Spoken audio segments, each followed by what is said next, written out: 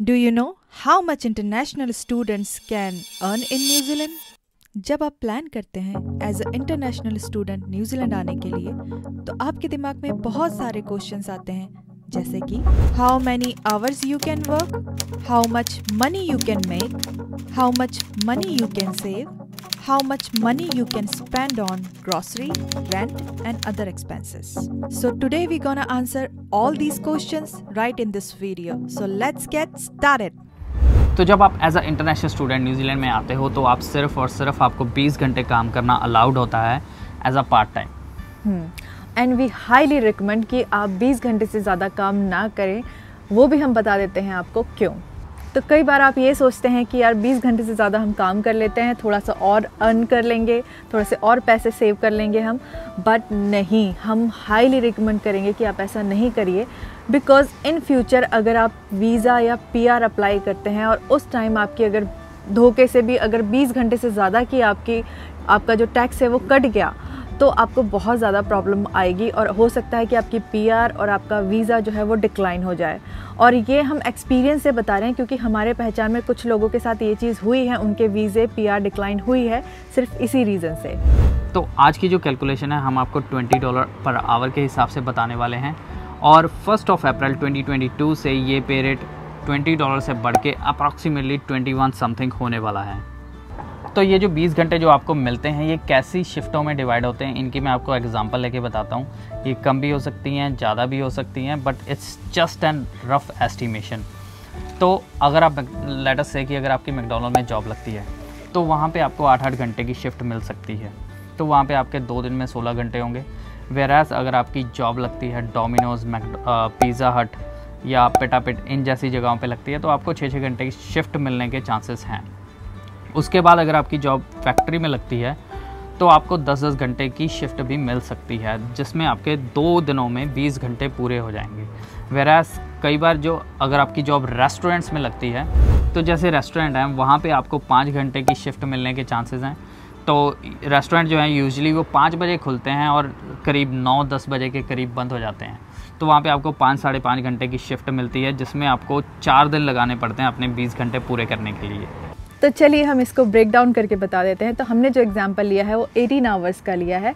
हो सकता है आपके 20 घंटे पूरे लग जाएं, हो सकता है इससे कम या ज़्यादा भी हो जाएं, बट हमने एक एवरेज 18 आवर्स लिए हुए हैं। तो अगर 18 आवर्स को हम मल्टीप्लाई करें $20 से, क्योंकि करंट पे रेट जो है वो $20 है, तो आपके बनते हैं $360।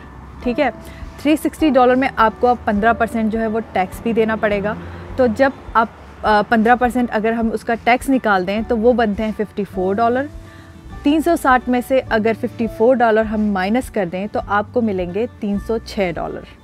और अगर आप क्राइस्टचर्च जैसी सिटी में रहते हो तो आपका रेंट जो होगा सिंगल पर्सन का अप्रॉक्सीमेटली $140 होगा, इतना हो सकता है $140। और अगर हम 306 में से $140 निकाल दें तो आपके पास इन हैंड $166 बचेंगे। और इससे आगे अगर हम बात करें ग्रॉसरी की सिंगल पर्सन, तो अप्रॉक्सीमेटली आप $50 प्लस स्पेंड करते हो सिंगल पर्सन ग्रॉसरी पे। और वही अगर आप कपल हो तो आप अप्रॉक्सीमेटली $100 स्पेंड करोगे पर वीक के। तो अगर हम $50 निकाल दें एक $166 में से तो आपके पास इन हैंड बचते हैं $116। तो ये जो हमने आपको ग्रॉसरी के $50 बताए हैं ये हमने अपने जो कैलकुलेशन है उसके हिसाब से ही बताए हैं। जैसे हम 2 लोग हैं और हम जो 2 लोगों की ग्रॉसरी लेकर आते हैं तो हमारी 100 प्लस इतने तक की ही आती है। तो अगर आप एज अ सिंगल पर्सन अपनी ग्रॉसरी लेने जाएंगे तो आपकी $50 तक में आ जानी चाहिए। उसमें सिर्फ इम्पॉर्टेंट चीज़ें ही आपकी आ पाएगी, बिल्कुल जो आपको जैसे कि आटा हो गया, दाल हो गया, सब्जियां हो गई, जो बहुत इंपॉर्टेंट चीज़ है कुकिंग के लिए, मेन जो फूड है वो ही आ पाएगा। बट आपको कुछ और एक्स्ट्रा चाहिए है, लाइक आपके कोई भी और खाने पीने के शौक़ हैं, स्नैक्स वगैरह चाहिए, तो वो हमने इंक्लूड नहीं किया है इसमें। और इसके अलावा आपके क्या क्या खर्चे हो सकते हैं, तो इसके अलावा आपको ट्रैवल में खर्चा हो सकता है, क्योंकि जब आप आते हैं तो जाहिर सी बात है आप अपने काम पे जाएंगे, अपने कॉलेज जाएंगे, तो कैसे जाएंगे? या तो आप बस लेंगे या तो फिर आप कार खरीदेंगे। तो अगर आप बस से जाते हैं, बस से ट्रैवल करते हैं, पब्लिक ट्रांसपोर्ट लेते हैं, तो आपके $30 से $40 लगेंगे 5 दिन के। ठीक है, उसके अलावा अगर आप चाहते हैं कि आप कार लगे तब भी लगभग आपको $30 से $40 का पेट्रोल लग जाएगा। तो अगर आप $40 स्पेंड करते हैं ट्रैवल के लिए तो हमारे पास पिछले कितने बचे थे? $116। और $116 में से अगर हम 40 निकाल देते हैं तो हमारे पास बचते हैं $76। लेकिन इन सारे खर्चों के अलावा अगर हम कुछ और भी ऊपर से मिसलेनियस खर्चे निकाल लें, जैसे कि कई बार आप अपने दोस्तों के साथ घूमने चले गए, आपका कई बार खाना बनाने का मन नहीं कर रहा तो आप बाहर से खाना ले आए, ये सारे खर्चे अगर डाल दें हम, तो हम अप्रॉक्सीमेटली अगर $25 से $26 इन मिसलेनियस खर्चों के निकाल दें तो हमारे पास 76 में से $26 निकाल के हमारे पास अप्रॉक्सीमेटली एट द एंड हमारे पास बचेंगे $50। तो अगर हम ओवरऑल देखें कि आप पूरे साल में कितने पैसे बचा सकते हो, अगर आप $50 एवरी वीक सेव करते हो, तो अगर हम ये एज्यूम करके चलें कि आपको फर्स्ट 2 मंथ्स जब आप न्यूजीलैंड आते हो आपको जॉब नहीं मिल पाती, it can be like 3 months, 2 months, 1 months या 15 दिन, या आपको पहले हफ्ते ही जॉब मिल जाए, तो हम जस्ट एक रफ एस्टिमेशन के लिए 2 महीने लगा के चल रहे हैं, which is like equals to 8 weeks. तो 8 वीक्स अगर निकाल दें 52 वीक्स में से, तो आपके पास बचते हैं 44 वीक्स। तो 44 वीक्स में से हम 36 वीक्स ही लेते हैं, बिकॉज बीच में आप कभी सिक भी हो सकते हो, कई बार आपको काम पे जाने का दिल नहीं करता, तो हम वो सारी चीज़ें निकाल के अगर हम 36 वीक्स कैलकुलेट करें और उनको 50 से मल्टीप्लाई करें तो आप अप्रॉक्सीमेटली पूरे साल में $1800 $1800 सेव कर सकते हो।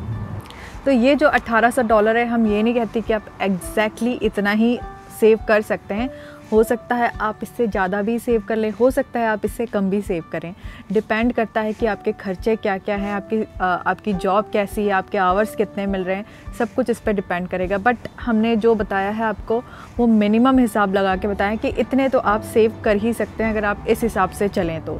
इसके अलावा साल में समर ब्रेक भी आती है एक बार, जब आपको फुल टाइम काम करने का मौका मिलता है, जिसमें आप जितने मर्जी घंटे लगा सकते हो। लेकिन जब भी आप फुल टाइम घंटे लगा रहे हो तो आपको ये कंसीडर करना है कि आप हेल्थ एंड सेफ्टी को दिमाग में रख के घंटे लगाओ, because sometimes it's dangerous to work more hours, और आपको IRD वाले आपके एम्प्लॉयर्स को ईमेल्स वगैरह कर देते हैं कि ये इंसान ज़्यादा घंटे कर रहा है। तो मेक श्योर कि आप एक्सेस ऑफ आवर्स ना करो। तो अगर हम इसको कैलकुलेट करें कि एवरेज आप 40 घंटे काम करते हो 4 हफ्तों के लिए अपनी समर ब्रेक में, तो आप अप्रॉक्सीमेटली एक हफ्ते में $800 कमाओगे। और अगर आप 4 हफ्ते काम करते हो तो चार हफ्ते में आप अप्रॉक्सीमेटली $3200 कमा लोगे। अब अगर हम उसमें से 15% टैक्स निकाल दें तो आपके पास अप्रॉक्सीमेटली $2700 बचते हैं टैक्स निकालने के बाद समर ब्रेक में $2700। तो अगर हम पहले का देखें, पहले हमारे थे $1800 पूरे साल में जब आप एज अ पार्ट टाइमर काम कर रहे थे, उसके बाद आपने समर ब्रेक में 4 हफ्तों के लिए फुल टाइम काम किया, तो 1800 प्लस 2700 मिला के हो गए $4500। तो आपने अप्रॉक्सीमेटली $4500 सेव कर सकते हो पूरे साल में। और उसके बाद जब आप अपना जॉब सर्च डालोगे तो आपको जॉब सर्च के लिए $4500 ही चाहिए।